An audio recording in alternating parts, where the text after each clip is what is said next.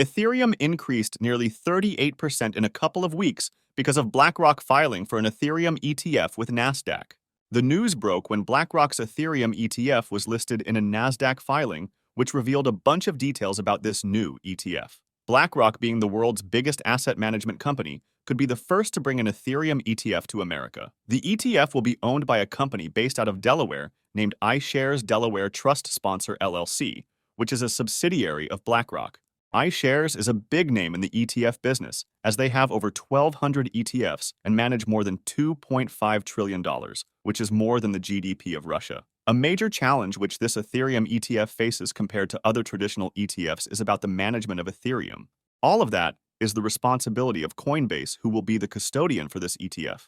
Coinbase will have both a hot and a cold storage. The hot storage will be the active account on their exchange, which they will use to buy and sell Ethereum as needed. The hot storage, however, will only make up a small portion of the overall Ethereum balance, as being on the exchange makes the account prone to cyber attacks and security breaches. So most of the Ethereum will be stored using private keys in the cold storage, making it a lot more secure and removing the possibility of online theft.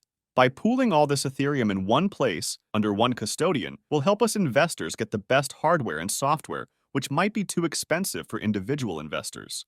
The main reason to bring this ETF to life is to avoid the obstacles and learning curve people have to go through to start investing in crypto.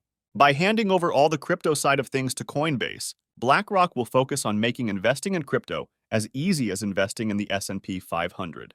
The old-school investors who were skeptical or were on fence about Ethereum will not have to worry about some shady online exchange crashing and going bankrupt or buying expensive cold storage hardware for themselves. They will be able to buy this ETF from their traditional brokerage accounts with a couple of clicks. The two main things people look at in an ETF is its share price and its management fees. So far, we know that iShares ETF will have fractional, undivided beneficial interest in the net assets.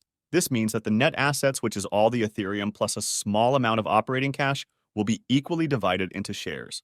So if BlackRock buys 10,000 Ethereums for this ETF and issues 1,000,000 shares, each share will represent 0.01 Ethereum. The point of having equal ownership of Ethereum via these shares is that this will be the easiest and the most accurate representation of Ethereum's price.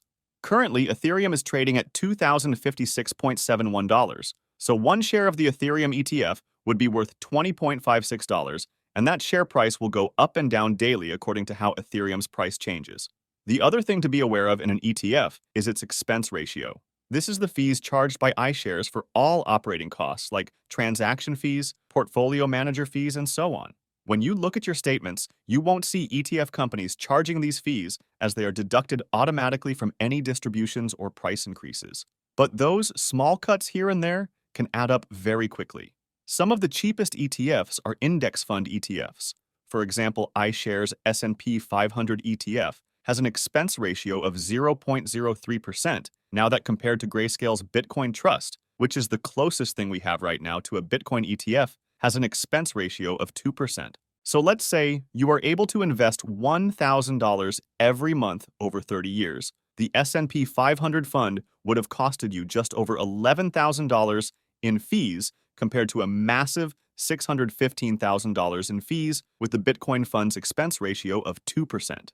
The index funds are able to stay so cheap as there isn't much to manage on a daily basis. They are made to just mimic the S&P 500, but something like a crypto ETF will have all sorts of trading and storage fees, which we would have to pay for. Canada already has a couple of Bitcoin ETFs, so looking at those, I think this new iShares Ethereum ETF would cost us about 1% in fees, which in the long term would be over $325,000 more than the cheapest ETFs. Things like the exact fees, the combination of how many Ethereum the ETF will hold, and how many shares BlackRock will issue is something which we won't find out till it gets approved by the SEC.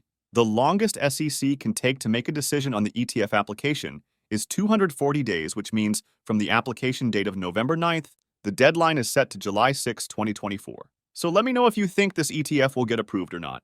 Don't forget to like and subscribe, and thanks for watching.